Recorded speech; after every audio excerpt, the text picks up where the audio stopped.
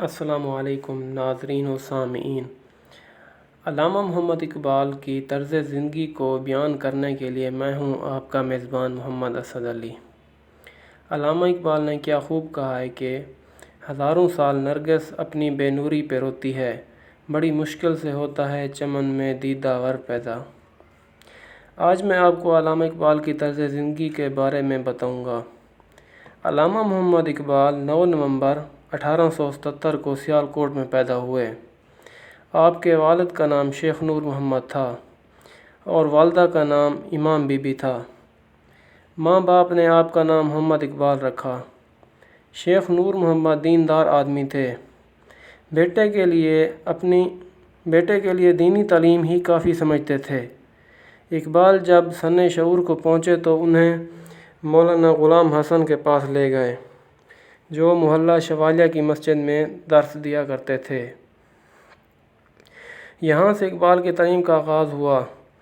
حسب دستور قرآن شریف سے ابتدا ہوئی۔ مکتب کی تعلیم کے بعد پھر عربی فارسی کی تعلیم سید میر حسن سے حاصل کی۔ علامہ اقبال نے ابتدائی تعلیم اسکاچ مشن اسکول سے حاصل کی اور یہیں سے مڈل کا امتحان پاس کیا۔ علامہ اقبال نے 1893 میں ایف اے اور 1895 میں بی اے کا امتحان پاس کیا۔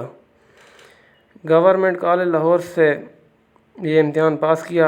1899 میں پنجاب یونیورسٹی سے فلسفہ میں ایم اے کی ڈگری حاصل کی۔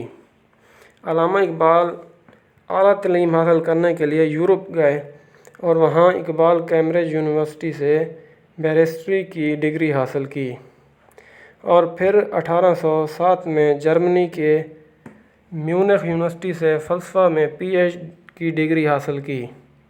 اعلیٰ تعلیم حاصل کرنے کے بعد 1908 میں ہندوستان واپس آ گئے۔ اقبال نے کم عمری میں ہی شاعری شروع کر دی تھی۔ 1990 کے ایک طرح مشاعرہ میں اقبال نے موتی سمجھ کے شان کریمی نے چن لیے قطرے جو تھے میرے عرق انفال کے، پڑھ کر محض 17 سال کی عمر میں اس کے جید شعراء کو چونکا دیا۔ اس کے بعد اقبال انجمن حمایت اسلام کے جلسوں میں باقاعدگی سے شرکت کرنے لگے۔ 1900 میں انجمن کے ایک جلسے میں انہوں نے اپنی مشہور نظم نالہ یتیم پڑھی، جو اپنے اچھوتے انداز اور کمال سوز و گدار کی وجہ سے اتنی مقبول ہوئی کہ اجلاس میں یتیموں کی امداد کے لیے روپیوں کی بارش ہونے لگی اور آنسوؤں کے دریا بہہ گئے اور نظم کی ایک مطبوعہ کاپی 4 روپے میں فروخت ہوئی۔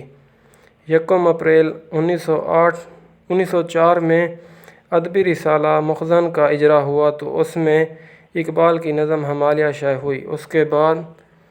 اس کے ساتھ ہی ان کی نئے انداز کی نظموں اور غزلوں کی اشاعت کا سلسلہ شروع ہوا اور اقبال شعرائے ہند کی صف اول میں ممتاز مقام پر فائز ہو گئے۔ ڈاکٹر اقبال وکالت کے شعبے میں کسی بھی شعبے کی طرح کامیاب رہے۔ ظفر علی راجہ نے علامہ اقبال کی وکالت کو اپنی کتاب قانون دان اقبال میں موضوع بحث بنایا ہے اور وکالت کے حوالے سے علامہ اقبال کی زندگی کے وہ پہلو اجاگر کیے ہیں جو عوام الناس کی نظروں سے اب تک اوجھل تھے۔ اقبال 27 جولائی 1908 کو لندن سے بیرسٹری کر کے لاہور پہنچے تو ان کی وکالت کا دور شروع ہو گیا۔